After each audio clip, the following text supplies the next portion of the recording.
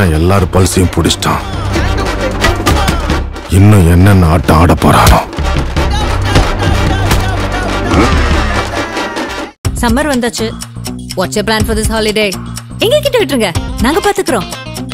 GT Holidays. GT Holidays, South India's #1 travel brand. பாகிஸ்தானோட 36 மணி நேரத்தில் யுத்தம் என்று நீங்க பிரகடனப்படுத்தினாலும் கூட யுத்தம் செய்ய முடிகின்ற ஒரு சூழல் அவ்வளவு எளிதான காரியம் இல்லை. ஏனென்றால் அதற்கான காரண காரியங்களை ஒரு நாடு தெரிவிக்கணும். இப்ப பெஹல்காம்ல அந்த தீவிரவாதிகள் பாகிஸ்தான்ல இருந்து வந்தவர்கள் என்கின்ற சான்றுகளை சர்வதேச சமுதாயத்துக்கு கொடுக்கணும். நாம் பாகிஸ்தானை விட வலிமையானவர்கள், அதுல மாற்று கருத்து இல்ல. இன்னும் சொல்ல போனா அதற்கான சான்றுகள் இருக்கின்றன. கடந்த 2 முறை நம்ம வீழ்த்தி இருக்கோம். பாகிஸ்தான் 72ல பாகிஸ்தானை ஓட விரட்டி பங்களாதேஷ் என்ற நாடு உருவாக்க காரணமா இருந்தவர்கள் நாம. அந்த அத்தனை வலிமை வாய்ந்தவர்கள், வலிமையான ராணுவம். அதுக்கப்புறம் கார்கில் போர், எல்லாத்துலயுமே நம்ம வெற்றி பெற்றிருக்கோம். நீங்க சொன்ன மாதிரி இப்ப சிந்து நதியை நிறுத்த போறோம்னு சொன்னாங்க. அதுக்கும் வாய்ப்பு இல்லை. ஏன்னா சிந்து நதியை நிறுத்தினால் அந்த தண்ணி எப்படி சேமிக்கிறது? ஏன்னா சிந்து நதி, அதனுடைய கிளை நதிகளான 5 நதிகள் எல்லாமே இந்தியா பாகிஸ்தான்ல ஓடுது, நிறுத்த முடியாது. இப்ப அந்த கட்டமைப்பை நம்ம செய்யல. அப்ப நம்ம என்ன செய்யணும்? இப்போ அந்த கட்டமைப்பை செய்யணும் முதல்ல. இனிமே அதை செஞ்சா இன்னும் 10 வருஷம் ஆகும். பாகிஸ்தானோடு யுத்தம் செய்வது நமக்கு ஒன்றும் பெரிய பிரச்சனையே இல்லைன்ற. ஆனால் இன்றைய சூழலில் அவர்களோடு இருக்கின்ற நாடுகளுடைய ரியாக்ஷன் என்ன? இப்பொழுது பாகிஸ்தானுக்கு சைனா ஆதரவுங்கிற அந்த இடத்துல இருக்கான். ரஷ்யா நமக்கு நெருக்கமாக இருந்தாலும் பாகிஸ்தானுக்கு நெருக்கமா இருக்கான். அமெரிக்காவும் அதே மாதிரிதான், நமக்கு நெருக்கமாக இருந்தாலும் பாகிஸ்தானுக்கு நெருக்கமா இருக்கான். இப்ப இன்னைக்கு அந்த சிக்கல்கள் எல்லாம் இருக்கின்றன. 2019 புல்வாமா கூட அதில் ஒரு லாஜிக் இருந்தது. ராணுவ வீரர்களை அட்டாக் பண்ணாங்க. அதே மாதிரி பாத்தீங்கன்னா அந்த புல்வாமா தாக்குதலில் நாங்கள் தான் செய்தோம் என்று அந்த பாகிஸ்தான் இருக்கின்ற தீவிரவாத அமைப்பு சொன்னது. இப்ப யாரு செஞ்சாங்கன்னு தெரியாத போது நீங்க குதிக்கிறீங்க. நாங்க தான் செஞ்சோண்டு ஒரு தீவிரவாத அமைப்பு பாகிஸ்தானை சார்ந்தவங்க சொல்லும் பொழுது ஏன் யுத்தம் செய்யவில்லை என்கிற கேள்வியும் இருக்கு. ஆதரநேயர்களுக்கு அன்பு வணக்கம். இன்று நம்மோடு எழுத்தாளர் திருமதி புதுமணம் ஹலீம் அவர்கள் உள்ளார். வணக்கம் ஹலீம் சார். வணக்கம். பஹல்காம் தாக்குதல் ஒரு உலகம் முழுக்க ஒரு மிகப்பெரிய ஒரு பேசுபொருளாக மாறியிருக்கு. அது இந்தியாவுக்கும் பாகிஸ்தானுக்கும் இடையே ஒரு நேரடி யுத்தம் வருவதற்கான வாய்ப்பு இருக்குன்னு சொல்றாங்க. குறிப்பாக ஒரு 36 மணி நேரத்திற்குள்ளாக பாகிஸ்தான் மீது நாங்கள் தாக்குதல் நடத்துவோம், ஒரு முப்படைகளுக்கும் நாங்கள் உரிய அனுமதி நாங்கள் கொடுத்துட்டோம், அரசாங்கத்துக்கிட்ட நீங்கள் ஆலோசிக்கவே வேண்டாம், டார்கெட்டை நீங்களே ஃபிக்ஸ் பண்ணி நீங்களே அடிக்கலாம், அந்த அளவுக்கான உத்தரவுகளை மத்திய அரசு என்பது ராணுவம் உள்ளிட்ட முப்படைகளுக்கும் கொடுத்ததாக தகவல். குறிப்பாக இந்திய பாகிஸ்தான் போர் பற்றி தற்போது என்ன சூழல் போய்கிட்டு இருக்கு? குறிப்பாக இந்தியா ரொம்ப அக்ரெசிவா இருக்கிற மாதிரி தான் நமக்கு தெரியுது. உங்களுடைய பார்வை என்ன? அதாவது இந்தியா பாகிஸ்தான் நம்ம இப்போ வடக்கே பார்த்தோம்னா நம்முடைய எல்லைகள் பாகிஸ்தான் மட்டும் இல்லை, சீனாவோட நமக்கு எல்லை இருக்கிறது, பாகிஸ்தானோடு இருக்கிறது, பங்களாதேஷோடு இருக்கிறது, நேபாளோடு இருக்கிறது, பூட்டானோடு இருக்கிறது, இப்படி நம்ம பெரிய நிலப்பரப்புகளை நம்ம எல்லைகளாக வைத்து வச்சிருக்கோம். இப்போ பாகிஸ்தானோட தான் நம்முடைய நிலப்பரப்பு எல்லை ரொம்ப அதிகம். ஆமா, கிட்டத்தட்ட நீங்க பாத்தீங்கன்னா காஷ்மீர்லேருந்து குஜராத் வரைக்கும் நமக்கு பாகிஸ்தான் எல்லை தான்.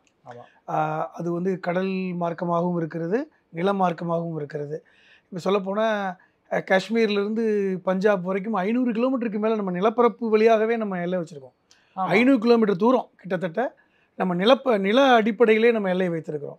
குஜராத் போன்ற பகுதிகளில் கடல் மார்க்கமாக நம்ம எல்லை வைத்திருக்கிறோம். இந்தியா பாகிஸ்தான் பிரித்தது எப்படி என்பதே பஞ்சாபை தான் பாதியாக வெட்டி பிரித்தோம், காஷ்மீரை பிரித்தோம், வங்காளத்தை பிரித்தோம். அப்போ காஷ்மீர் ஒரு பக்கம் பாகிஸ்தான்டையும் ஒரு பக்கம் நம்மள்டையும் இருக்குது, ஒரு சில பகுதிகள் சைனாட்ட இருக்குது. அதே மாதிரி பார்த்தீங்கன்னா பஞ்சாப் அங்கே பாகிஸ்தான் பஞ்சாப், இந்தியா பஞ்சாப் என்று இருக்கிறது. இப்படி இந்த பரப்புகள் தான் பிரிக்கப்பட்டன. அப்போ இந்த எல்லைகள் எப்பொழுதுமே ஒரு பாதுகாப்புக்கு உரிய எல்லைகளாக இருக்கிறது. இன்னும் குறிப்பாக சொல்ல போனால் அந்த வாகா எல்லையை தான் நம்ம மிகவும் கூர்மையாக கவனித்து கொண்டிருக்கிறோம், பாதுகாப்பை நம்ம வச்சிருக்கிறோம். அந்த வாகா எல்லை வழியாக அங்கிருந்து மிங்கும் இங்கிருந்து மங்கும் செல்லக்கூடியவர்களும் இருக்காங்க. ஆமாம், இதுதான் ஓடி இருக்கு, எக்ஸ்பிரஸ்லாம் ஓடி இருக்கு. இப்போ இந்த பெஹல்காமுடைய இந்த 26 பேர் கொல்லப்பட்ட நிகழ்வு என்பது ஒரு பெரிய அதிர்ச்சியான, ஒட்டுமொத்த இந்திய தேசத்தையே உலுக்கிய ஒரு செயல் தான். இப்போ இதற்காகத்தான் நம்ம இந்தியா இப்போ பெரிய அளவில் ரியாக்ட் பண்ணுறோம். நீங்கள் சொன்ன மாதிரி முப்படைகளுக்கும் அனுமதி கொடுத்துட்டோன்னு சொல்லி பிரதமர் சொல்கிறார். பாகிஸ்தானை நாங்கள் எப்பொழுது வேண்டுமானாலும் தாக்குவோங்கிற இடத்துக்கு நகர்றாங்க.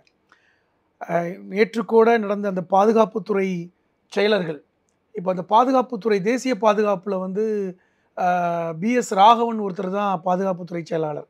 அவர் யாருன்னா ஒரு ஐஎஃப்எஸ் அதிகாரி தான். முன்னாடி ரஷ்யாவுக்கு கூட அவர் தூதராக இருந்திருக்கிறார். அந்த ஒட்டுமொத்த பாதுகாப்புத்துறை உறுப்பினர்களையே இப்பொழுது மாற்றியிருக்கிறார். முழுக்க முழுக்க இராணுவத்தை சார்ந்தவர்களை ஒரு அதிகாரி அப்படி கொண்டு வந்திருக்காங்க. ஜோஷின்னு ஒருத்தரை கொண்டு வந்திருக்காங்க. இப்போ இதெல்லாம் வந்து நம்ம வந்து போருக்கு தயாராகின்ற ஒரு சூழலை உருவாக்குறத பார்த்தோம். நான் என்ன கேட்குறேன்னா, இன்றைய காலகட்டத்தில் வந்து ஒரு நாட்டோட போர் என்பது எளிதான காரியம் அல்ல. ஏனென்றால் இன்றைக்கி வந்து உலகம் வந்து சுருங்கி, இன்றைக்கி உலகத்தில் பாதுகாப்புத்துறை சர்வதேச பாதுகாப்புத்துறை என்ற ஒரு விஷயமே இருக்குது. இன்றைக்கி ஒரு நாடு இன்னொரு நாடோடு சார்ந்து இருக்கிறது, வியாபார ரீதியாக அல்லது வந்து உடன்படிக்கை அடிப்படையில் இப்படி பொருளாதார ரீதியான சார்புகள் இருக்கின்றன. இப்போ நம்ம வந்து ஒரு காலத்தில் ரஷ்யாவோட நெருக்கமாக இருந்து இப்போ அமெரிக்காவோடும் நெருக்கமாக இருக்கும். இருந்தாலும் ரஷ்யாவோட நம்ம கடந்த காலங்களுடைய அந்த வரலாற்றின் அடிப்படையில் நெருக்கமாக இருக்கும்.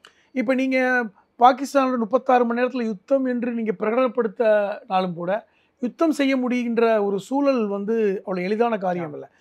ஏனென்றால் அதற்கான காரண காரியங்களை ஒரு நாடு தெரிவிக்கணும். இப்போது இப்போ பெஹல்காமில் அந்த தீவிரவாதிகள் வந்து பாகிஸ்தான்லேருந்து வந்தவர்கள் என்கின்ற சான்றுகளை சர்வதேச சமுதாயத்துக்கு கொடுக்கணும். இப்போ இவர்களெல்லாம் பாகிஸ்தானால் அனுப்பப்பட்டவர்கள் என்று நம்ம சான்றுகளை கொடுக்கணும். பொதுவாக நம்ம கடந்த காலங்களில் பார்த்தீங்கன்னா ஒரு நிகழ்வு நடந்தால் அதற்கு ஏதாவது ஒரு தீவிரவாத அமைப்போ ஒரு நாடோ பொறுப்பேற்றுக்கும். ஆமாம். இப்போது 2019 நடந்த அந்த புல்வாமா தாக்குதலில் கூட நாங்கள் தான் செய்தோம் என்று பாகிஸ்தானில் ஒரு தீவிரவாத குழு ஒத்துக்கிட்டாங்க. அந்த 20 வயசு பையன் தற்கொலைப்படை ஒரு ஒரு ஒரு ஒரு வைக்கல்ல 350 கிலோ வெடிமருந்து கொண்டு வந்து அந்த இராணுவ வீரர்களை தாக்கினான், தற்கொலை செய்தான் என்கிற அந்த செய்தியை பார்க்குறோம். அதுக்கு நாங்கள் தான் பொறுப்பேற்றுக்கிட்டாங்க. அதில் 40 வீரர்களை நம்ம பலி கொடுத்தோம். பெரிய துயரம். அப்போ அப்பொழுதெல்லாம் நம்ம யுத்தம் செய்யலை. அப்பொழுது நாம் யுத்தம் செஞ்சுருக்கணும் பாகிஸ்தானோட. ஆனால் இப்போ 26 பேர் சுற்றுலா பயணிகள் கொல்லப்பட்டிருக்காங்க, ஒரு சிவிலியன்ஸ். இதுதான் பெரிய ஷாக்கிங்கு. நான் என்ன கேட்குறேன்னா, இப்போ இந்த நடவடிக்கை இப்பொழுது நம்ம என்ன நடவடிக்கை எடுக்கிறோம்? பாகிஸ்தானோட யுத்தம். பாகிஸ்தான் என்ன சொல்கிறோம்? நாங்கள் சம்மந்தம் இல்லைன்றான், எங்களுக்கு அது சம்மந்தம் இல்லைன்றான், சான்றுகளை காமின்றான்.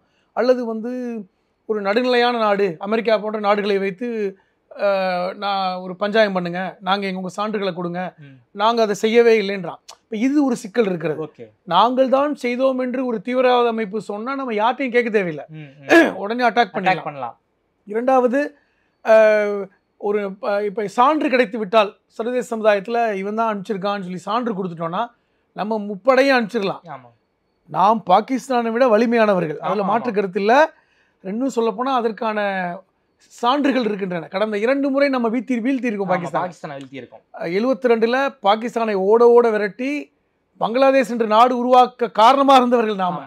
அந்த அத்தனை வலிமை வாய்ந்தவர்கள், வலிமையான இராணுவம். அதுக்கப்புறம் கார்கில் போர், எல்லாத்துலேயுமே நம்ம வெற்றி பெற்றிருக்கோம். வலிமையான இன்னும் சொல்ல போனால் பங்களாதேஷை பிரித்து கொடுத்து விட்டு 5000க்கும் மேற்பட்ட வீரர்கள் நம்ம பிடிச்சு வச்சிருந்தோம். பாகிஸ்தான் வீரர்களை பிடிச்சு வச்சிருந்தோம். 95,000 பேர் சொல்றாங்க. அதே மாதிரி 5000 அந்த சதுர கிலோமீட்டர் சுற்றளவு இடத்த பிடிச்சி வச்சிருந்தோம். அது சிம்லா ஒப்பந்தத்துக்கு அப்புறம் தான் கொடுத்தோம். இப்போ இதெல்லாம் வரலாறு. அப்போ நம்ம வலிமையானவர்கள் என்பதை நம்ம மறுக்கிறதுக்கு மாற்று கருத்து இல்லை. பாகிஸ்தானுக்கும் தெரியும் இந்திய இராணுவம் வலிமையானது அது. ஆனால் என்ன சிக்கல்னா, இப்போது 70களில் நடந்த யுத்தம் மாதிரி இப்போ கிடையாது. இப்பொழுது வந்து பாகிஸ்தானுக்கு சைனா ஆதரவுங்கிற அந்த இடத்துல இருக்கான். ஏன்னா சைனாவும் நமக்கு எதிரி நாடு தான். அவனும் பல நிலப்பரப்புகளை பிடிச்சி வச்சிருக்கான். திபெத் பிரச்சனையில் நமக்கு எதிராக இருக்கான். இப்போ அது ஒன்று இருக்கிறது. ரஷ்யா வந்து நமக்கு நெருக்கமாக இருந்தாலும் பாகிஸ்தானுக்கு நெருக்கமாக இருக்கான். அமெரிக்காவும் அதே மாதிரி தான், நமக்கு நெருக்கமாக இருந்தாலும் பாகிஸ்தானுக்கு நெருக்கமாக இருக்கான். இப்போ இன்றைக்கி அந்த சிக்கல்கள்லாம் இருக்கின்றன. இன்றைக்கி சர்வதேச வளர்ந்த நாடுகள் என்கிற ஒரு கூட்டமைப்பு பார்த்தீங்கன்னா ஒரு 5 நாடுகள் தான் நிரந்தர உறுப்பு நாடு. சீனா, France, Russia, United Kingdom, America. இந்த 5 நாடுகள், அதில் ஃப்ரான்ஸ் மட்டும்தான் நமக்கு ரொம்ப சாதகமாக இருக்குது. ஆமாம், அது புரிஞ்சுக்கணும். ஃப்ரான்ஸ் மட்டும்தான். மற்ற ஒரு 10 நாடுகள் வந்து நிரந்தரமற்ற உறுப்பு நாடுகள் இருக்கின்றன. அதில் நாமும் இப்போ இருக்கோம்னு நினைக்கிறேன். இப்போ நாமும் பல்வேறு இடத்துல இருக்கோம். G20 இருக்கோம். இப்போ நாமும் வந்து ஒரு பெரிய வளர்ந்த நாடுக்கான எல்லா வேலையும் நம்ம இடத்துல நகர்ந்துருக்கிறோம். இருந்தாலும் 70களை போன்று தடாலடியாக செய்ய முடியுமா என்கிற கேள்வி. அப்போ ரஷ்யா நமக்கு பாதுகாப்பாக இருந்தாங்க. ரஷ்யா முழுமையாக பாதுகாப்பாக இருந்தாங்க. இன்றைக்கி ரஷ்யாவுக்கும் அமெரிக்காவுக்கும் பெரிய அளவில் கிளாஷ் இல்லை. அவர்கள் வந்து இன்றைக்கி ஒன்று சேர்ந்துருக்காங்க. இப்போ இதெல்லாம் கணக்கில் வைத்திருக்க வேண்டும். இப்போது நம்ம வந்து இப்போ இந்த பாதுகாப்புத்துறை செயலாளர்கள் ஒட்டுமொத்த உறுப்பினர்களையும் மாற்றிட்டோம். நீங்கள் சொன்ன மாதிரி இப்போ சிந்து நதியை நிறுத்த போகிறோன்னு சொன்னாங்க. ஆமாம், அதுக்கும் வாய்ப்பு இல்லை. ஏன்னா சிந்து நதியை வந்து நிறுத்தினால் அந்த தண்ணி எப்படி சேமிக்கிறது அப்படிங்கிற ஒரு பேச்சு இருக்கிறது. ஏன்னா சிந்து நதி அதனுடைய கிளை நதிகளான 5 நதிகள், அது அந்த 5 நதிகளுமே பியாஸாக இருக்கட்டும், சட்லஸாக இருக்கட்டும், ராவியாக இருக்கட்டும், எல்லாமே வந்து இந்தியா பாகிஸ்தானில் ஓடுது, நிறுத்த முடியாது. ஏன்னால் உலகில் அது வந்து ஜீவநதிகள்னு சொல்லக்கூடியவங்க எல்லாமே வற்றாத ஜீவநதிகள். இதை நிறுத்தினா அதற்கான கட்டமைப்பு இல்லை. ஏன் அப்படி கட்டமைப்பை நம்ம வைக்கலை அப்படின்னு பார்த்தால், அப்பொழுது நம்ம உலக வங்கியை வைத்து கொண்டு நடந்த ஒரு ஒப்பந்தம், நம்ம அந்த மாதிரி கட்டமைப்புகளை வைக்கல. காரணம், இது வந்து 2 நாட்டுக்கு பொதுவானதுன்னு சொல்லிட்டு உலக வங்கியை வைத்துக்கொண்டே நம்ம என்ன செஞ்சோம், ஒரு நீர் பங்கீடை செஞ்சோம். இப்போ அந்த கட்டமைப்பை நம்ம செய்யலை. அப்போ நம்ம என்ன செய்யணும், இப்போது அந்த கட்டமைப்பை செய்யணும் முதல்ல. அதை இனிமேல் அதை செஞ்சால் இன்னும் 10 வருஷம் ஆகும் அந்த கட்டமைப்பை செய்வதற்கு. அப்போ நம்ம இதெல்லாம் பார்த்து விட்டு தான் முடிவெடுக்க வேண்டும். நான் என்ன சொல்கிறேன்னா, பாகிஸ்தானோடு யுத்தம் செய்வது நமக்கு ஒன்றும் பெரிய பிரச்சனையே இல்லைன்ற, அவர்கள் யுத்தம் செய்வது வீழ்த்துவதோ பிரச்சனை இல்லை. ஆனால் இன்றைய சூழலில் அவர்களோடு இருக்கின்ற நாடுகளுடைய ரியாக்ஷன் என்ன, சைனா எப்படி ரியாக்ட் பண்ணும் அப்படிங்கிறது ரொம்ப முக்கியம். இப்போ அதனால் நமக்கு இப்பொழுது தேவை, இந்த பெகல்காமை தீவிரவாத செய்தவர்கள் பாகிஸ்தானை சார்ந்தவர்கள் தான் அவருங்கிற அந்த சான்று நமக்கு வேணும், எவிடன்ஸ் வேணும். அதான் இல்லை, ஃபோட்டோஸ் ரிலீஸ் பண்ணாங்க, ஃபோட்டோஸ் ரிலீஸ் பண்ணாங்க, அந்த தீவிரவாதிகளுடைய வீடை இடித்தாங்க, அப்போ அதுக்கு முன்னாடி வீடு இருந்ததான்னு கேள்வி வரும். அது ஒரு சான்று கிடையாது. சர்வதேச அளவில் சான்றுகள் வேணும். இவர்கள் எப்பொழுது ஊடுருவினார்கள், அவர்கள் யார், காஷ்மீர் லோக்கல்ஸ் வந்து உதவி பண்ணியிருக்காங்க இல்லைங்க. இங்கே பாருங்களேன், காஷ்மீரில் எல்லா லோக்கல்ஸுமே உதவி பண்ணாங்களான்னு ஒரு டவுட்டு தான். இப்போ நீங்கள் பெகல்காமுடைய அந்த நிகழ்வை பாருங்கள், அந்த சுற்றுலா பயணிகளை காப்பாற்றியவர்கள் அங்கே லோக்கல்ஸ் தான். அந்த சொல்லப்போனால் அந்த குதிரை வியாபாரி ஒருத்தன் உயிரியே கொடுத்தான். அங்கே இருக்கின்றவர்கள் ஹோட்டலில் வச்சு காப்பாற்றினாங்க. ஏர்போர்ட்டுக்கும் ரயில்வே ஏர்போர்ட்டுக்கு வந்து ஃப்ரீயாகவே கொண்டு வந்து விட்டாங்க. அப்போ நல்லவர்களும் கெட்டவர்களும் எல்லா இடத்துலையும் இருப்பாங்க. அதனால் வந்து ஒட்டுமொத்தமாக ஒரு கூட்டத்தை, ஒரு ஊரையே நம்ம வந்து கெட்டவங்க நல்லவங்கன்னு பிரித்து பார்க்க முடியாது. நான் என்ன சொல்ல வரேன்னா, அந்த சான்றுகளை நம்ம வந்து கொடுக்கணும் முதல்ல. இப்போ இவங்க பாகிஸ்தான் தான் காரணம். இப்போ நான் என்ன கேட்குறேன்னா, இப்போ ரெட்டை கோபுரம் தாக்குதல் நடந்துச்சு, அதில் ஒசாமா பின் லேடன் தான் காரணம்னு தெரிந்தும் கூட அவனை வீழ்த்துவதற்கு 10 வருஷம் ஆச்சு. ஆனால் அதற்கான சான்றுகளை வந்து முதல்ல கொடுத்தாங்க சர்வதேச சமுதாயத்துக்கு. அது காரணம் இவங்க தான் சொல்லிட்டு அட்டாக் பண்ணி அழிச்சாங்க. இப்போ நம்ம யார் செஞ்சாங்கிறதுக்கு ஒரு பிடிமானம் இல்லை.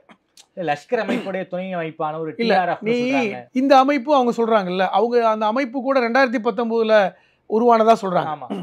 இன்னும் சொல்ல போனா காஷ்மீர்ல அந்த 370 நீக்கத்துக்கு அப்புறம் அந்த 370 எதுக்கு நீக்கினாங்க, அதில் உள்ள முக்கியமான சரத்து என்பது வெளி மாநிலத்தை சார்ந்தவர்கள் யாரும் நிலம் வாங்க முடியாது. அப்போ இந்த 2019க்கு அப்புறம் இப்பொழுது 85,000 குடியிருப்புகள் வெளி மாநிலத்தை சார்ந்தவர்களால் வரப்பட்டதுங்கிற குற்றச்சாட்டு இருக்கு. அப்போ வெளி மாநிலத்தை சார்ந்தவர்கள் காஷ்மீரில் இடம் வாங்கினால எங்களுக்கு வாழ்வாதாரம் பாதிக்கப்படும் சொல்லி உருவான அமைப்பு தான் இந்த ரெசிடென்ட் ஃப்ரெண்டுங்கிற அமைப்பு. ஆனால் இந்த அமைப்பு கூட நாங்கள் செய்யவில்லை என்று சொல்கிறது தான் இப்போ சிக்கலாக இருக்குது. நாங்கள் தான் செஞ்சுன்னு ஒரு தீவிரவாதிக்கு சொல்கிறதுக்கு என்ன பிரச்சனை? அது சொல்லப்போனால் அப்படி சொல்லிட்டு போட்டுமே, சொல்ல ஏன் தைரியம் இல்லை? அப்போ அது கூட ஒத்துக்கலையே. இப்போ ஒருத்தன் நான் தான் ஒத்துக்கிட்டா நமக்கு சான்று தேவையில்லை. இப்போ நீங்கள் சொல்ல மாதிரி லஷ்கர் தொய்பா அல்லது வேறொரு தீவிரவாத அமைப்பு நாங்கள் தான் செய்தோம் என்று சொன்னால் நமக்கு சான்று தேவையில்லை. அப்போ நம்ம நேரடியாக வந்து களத்தில் இறங்கிடலாம். இப்போ நாங்கள் செய்யலைன்னு அவன் சொல்கிறான், பாகிஸ்தான் அரசு எங்களுக்கு இது சம்பந்தம் இல்லைன்னு சொல்கிறாங்க. அப்போ சம்பந்தம் இல்லாமல் ஒரு விஷயத்தை செஞ்சுட்டு, ஏன்னா அவர்கள் கொலை செய்தது இராணுவத்தை இல்லை, அப்பாவி மக்கள். பெரும் துயரம். அந்த அப்பாவி மக்களை கொலை செய்த நோக்கம் என்னங்கிற ஒரு கேள்வி வருது இல்லை. இப்போது 2019 புல்வாமா கூட அதில் ஒரு லாஜிக் இருந்தது. ராணுவ வீரர்களை அட்டாக் பண்ணாங்க. அப்பொழுது காஷ்மீருடைய ஆளுநராக இருந்த சத்யபால் மாலிக் வந்து கொடுத்த அந்த ஸ்டேட்மெண்ட்டு, நான் இவங்களை இராணுவத்தை வந்து விமானத்தில் கூட்டிகிட்டு போக சொன்னேன், தரைமார்க்கமாக கூட்டிகிட்டு போயிட்டாங்க அப்படின்னு சொன்னது. அதே மாதிரி பார்த்திங்கன்னா அந்த புல்வாமா தாக்குதலில் நாங்கள் தான் செய்தோம் என்று அந்த பாகிஸ்தான் இருக்கின்ற தீவிரவாத அமைப்பு சொன்னது. அப்பொழுது ஏன் வந்து போர் செய்யலைங்கிற ஒரு கேள்வி வருதுல்ல. இப்போ யார் செஞ்சாங்கன்னு தெரியாத போது நீங்கள் குதிக்கிறீங்க. நாங்கள் தான் செஞ்சோன்னு ஒரு தீவிரவாத அமைப்பு பாகிஸ்தானை சார்ந்தவங்க சொல்லும் பொழுது ஏன் யுத்தம் செய்யவில்லை என்கிற கேள்வியும் இருக்குது. அப்பொழுது ஏன் 2019 யுத்தம் செய்யலை? அப்போ தேர்தல். இன்னும் சொல்லப்போனால் 2019 பிப்ரவரி 14 அந்த புல்வாமா, ஏப்ரல் மேலே தேர்தல். மேலே நீங்கள் வந்து வெற்றி பெரும்பாரியாக வெற்றி பெற்றீங்கள, அப்பொழுது ஏன் யுத்தம் செய்யலை? பெரும்பாரியான வெற்றி 2019 பாஜக அரசு அமைச்சாங்க, அப்பொழுது ஏன் ஒரு யுத்தத்தை செய்யலைங்கிற கேள்வி இன்னைக்கு யாருன்னே தெரியல. இதை உள்ள இருக்கவங்க சப்போர்ட் பண்ணாங்களா?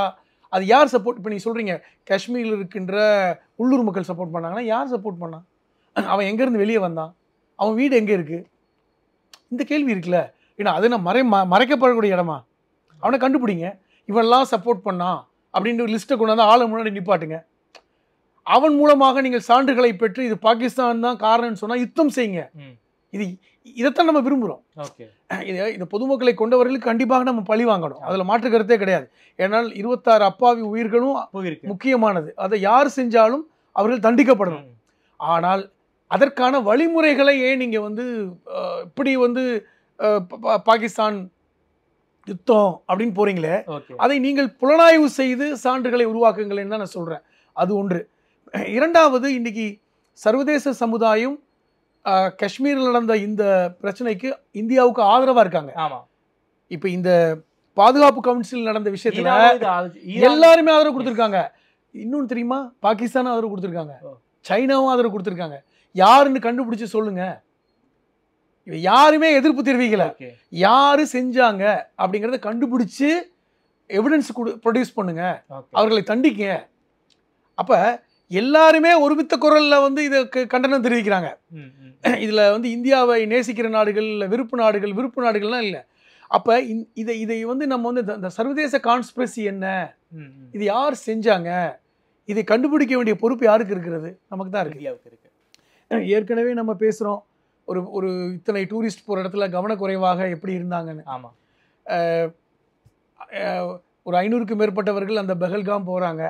வருடத்தில் 4 மாதம் தான் சுற்றுலா அந்த இடத்துல. ஆமாம், மார்ச், ஏப்ரல், மே, ஜூன் இந்த 4 மாதம் மட்டும்தான் சீசன் பெஹல்காமில்.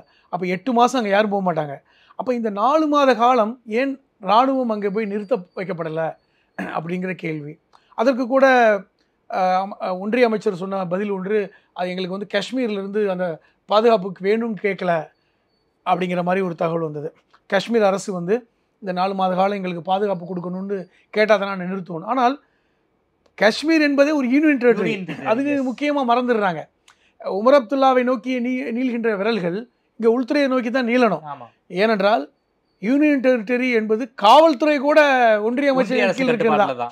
அப்போ காவல்துறை, இப்போ இராணுவம் எல்லாமே ஒன்றிய அரசு கட்டுப்பாட்டில் இருக்கும்போது ஏன் அங்கே ஒரு பலம் வாய்ந்த இராணுவத்தை நிறுத்தலை அப்படிங்கிறத எல்லாருமே சொல்கிறாங்க. ஒன்று. இரண்டாவது, இப்பொழுது இதை சொல்லக்கூடிய ராகுல் காந்தியை போன்றவர்களை குற்றவாளியாக ஆகிறாங்க.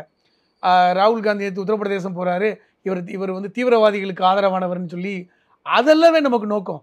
இந்த இடத்துல எதிர்க்கட்சி, ஆளுங்கட்சி, ஆதரவு, எதிர்ப்பை தாண்டி நாம் எல்லாம் இந்தியர்கள், இந்த தேசத்துடைய பாதுகாப்பு முக்கியம், இவங்க கொல்லப்பட்டிருக்காங்க, இவர்களுக்கான நீதி வேண்டும். இன்னைக்கு அப்படி ஒரு ஒருமித்த குரலை தான் எழுப்பணும்.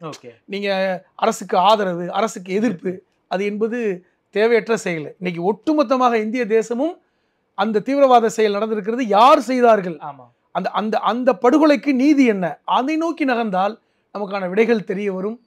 அது யார் செய்தாலுமே அவர்கள் தண்டிக்கப்பட வேண்டும் என்பதுதான் ஒட்டுமொத்த கருத்து. பாகிஸ்தான் நீங்க எங்க மீது தாக்குதல் நடத்தினா நாங்களும் அணு ஆயுதத்தை யூஸ் பண்ணுவோம். அதாவது அவர்கள் அதை செய்யலைங்கிற சொல்ற இடத்துல சொல்றாங்க. நல்லா கவனிங்க. நாங்கள் தான் செஞ்சோன்னா நம்ம ரியாக்ஷன் வேற மாதிரி இருக்கும். நாங்கள் செய்யலை, நாங்கள் அடிக்கலைன்னு ஒருத்தன் சொல்கிறான், அதே மீறி என்னை அடித்தா நான் திருப்பி அடிப்பேன்றான். அவன் சொல்கிற ஸ்டேட்மெண்ட் அப்படி எடுத்துங்க. நான் எந்த தப்பும் பண்ணலை, நான் கொடுக்கலன்னு சொல்கிறான்ல. அப்போ அவன் என்ன சொல்கிறான், நீங்கள் வந்து அதையும் மீறி நீங்கள் வந்து ஆளை கண்டுபிடிக்காமல் இதை செஞ்சவங்க தான் நீங்கள் வந்து யாருன்னே தெரியாமல் ஒட்டுமொத்தமாக பழி என் மேலே போடுறீங்க.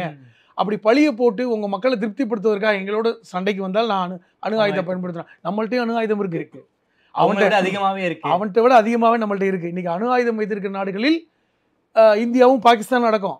இன்னைக்கு ஏன்னா இன்னைக்கு வந்து அணு ஆயுத கட்டுப்பாட்டு என்கிற அந்த ஒரு விஷயத்தில் நம்ம எல்லாரும் கையெழுத்திட்டு இருக்கோம். யாருமே புதிதாக ஒரு நாடு அணு ஆயுதத்தை உருவாக்க முடியாது. யுரேனியத்திலிருந்து பிரித்து தான் அணு ஆயுதம் எடுக்கிறோம். ஆனால் இந்த ஒப்பந்தம் வருவதற்கு முன்பே நம்மளிடம் அணு ஆயுதம் இருக்கிறது. அப்போ ஏற்கனவே அணு ஆயுதம் வைத்திருக்கின்ற அமெரிக்கா, சீனா, ரஷ்யா போன்ற நாடுகளோடு நம்மளும் இருக்கிறோம். பாகிஸ்தான்டையும் அணு ஆயுதம் இருக்கிறது வெளிப்படையாக. அப்போ இது அச்சுறுத்தல் என்பதை விட இவன் வந்து பயத்தில் வளர்றானா, ஏன்னா அவனுக்கு நல்லா தெரியும் இந்திய ராணுவத்துடைய வலிமை தெரியும். ஆமா. அவன் ஏற்கனவே வந்து 2 போர்ல ஜெயிச்சிருக்கோம், 2 போர்ல ஜெயிச்சிருக்கோம். அதனால அவன் பயப்படுறான். இது அவனுடைய பயத்தின் வெளிப்பாட பாக்குறேன், அவன் வீரத்தின் வெளிப்பாட நான் பார்க்கல. பயத்துல சொல்றான் என்ன அடிச்சிடாத நான் திருப்பி அடிப்பேன். அவன் மொத்தத்தில் அப்படித்தான் அவனை பார்க்கணும். அவனை வந்து நம்ம பொருட்டா எதிர்பார்க்கல. ஆனால் அவன் கூட ஒருத்தன் சீனா இருக்கான். சீனா எப்பொழுதுமே அவனோட நெருக்கமா இருக்கான், அது முக்கியமானது. நம்முடைய நிலத்தை கூட அவன் வந்து எல்லையில கைப்பற்றி வச்சிருக்கான், எல்லையில அவனுடைய குடியிருப்புகள் இருக்கின்றன, அது முக்கியம். அப்ப அவங்க 2 பேரும் சேர்ந்துக்கிட்டாங்கன்னா அது ஒரு பெரிய மோசமான விளைவு. அப்பொழுது நாம் வந்து ரஷ்யாவை கூப்பிடணும். சீனாவை எதிர்த்து ரஷ்யா வருவானா, இல்லை அமெரிக்காவை கூப்பிடணும். அமெரிக்கா வந்து ட்ரம்ப் எப்படி ரியாக்ட் பண்ணுவார்னு தெரியாது, பழைய அமெரிக்கா இல்லை. இப்போ இதெல்லாம் யோசிக்க வேண்டியிருக்கு. அதனால தான் கொஞ்சம் நிதானமாக இந்தியா போகுவதாக பார்க்குறேன். அதனால் வந்து என்னுடைய கேள்வி என்பது இதற்கான பலமான சான்றுகளை கண்டுபிடிப்பது தான். இப்போ இன்றைக்கி வந்து பாதுகாப்புத்துறை அந்த அந்த குழுவை மாற்றி அமைத்தது என்பது சரியான வரவேற்பான ஒரு விஷயம்தான். ஏன்னால் இன்றைக்கி வந்து முழுக்க இராணுவத்தை சார்ந்தவர்களை கொண்ட அந்த பாதுகாப்புத்துறை மாற்றப்பட்டிருக்கிறது. ராவை சார்ந்தவர்கள், உளவுத்துறையை சார்ந்தவர்களை கொண்ட பாதுகாப்பு. ஏன்னா இப்பொழுது இருக்கின்ற ஜோஷி அவர்கள் வந்து உளவுத்துறையில் அனுபவம் உடையவர். அப்போ என்னன்னா அதை கண்டுபிடிக்கின்ற இந்த வந்தவர்கள் யார், அவர்கள் யாரால் அனுப்பப்பட்டார்கள், என்ன நடந்தது, அந்த பார்டர் 250 கிலோமீட்டர் எப்படி தாண்டி வந்தாங்க. இன்னொரு கோணத்தையும் நான் சொல்லணும். இப்போ நம்ம பார்டரை பற்றி பேசுகிறோம், பார்டரில் இவ்வளவு பலமான இது இருக்குது. குஜராத் வரைக்கும் பார்டர் தான். ஒரு பார்டர் விஷயத்தில் ஒரு முக்கியமான ஒரு சரத்து இருக்குது. என்னென்னா பாகிஸ்தானோடு பார்டரை கலந்தாலும் ஒரு 10 கிலோமீட்டர் தூரம் வந்து எதுவுமே இருக்கக்கூடாது.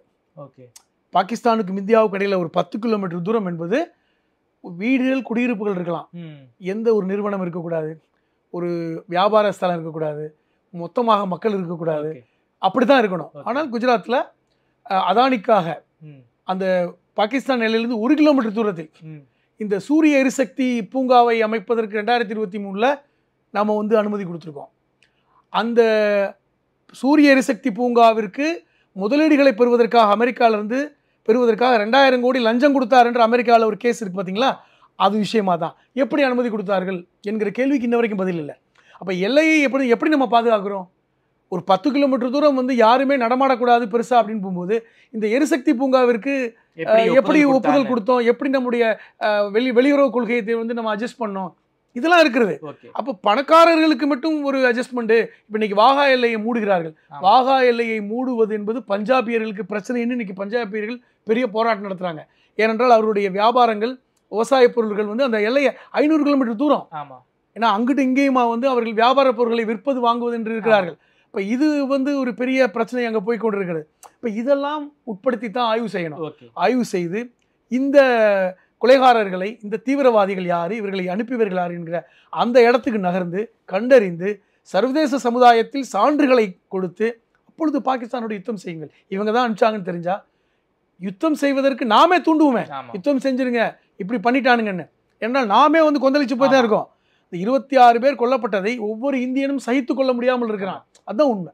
ரொம்ப நன்றி சார். குறிப்பாக இந்தியா பாகிஸ்தான் உள்ள பிரச்சனையை பற்றி ரொம்ப விரிவாக பேசியிருக்கீங்க. இவங்க தான் பண்ணாங்க, பாகிஸ்தான் தான் தூண்டிது அப்படிங்கிற ஒரு ஆதாரத்தோடு ஒரு சர்வதேச சமூகத்தை நம்ம அணுகிறோம் என்றால் நிச்சயமாக நாம் வந்து பாகிஸ்தான் மீது ஒரு போர் தாக்குதல் நடத்தலாம். பாகிஸ்தான் பயந்து போய் தான் நாங்கள் வந்து அணு ஆயுதத்தை பயன்படுத்துவோம்னு உடைய வாதங்கள் வந்து ரொம்ப விரிவாக எடுத்து வச்சிருக்கீங்க. மேலும் கொடுத்து பேசி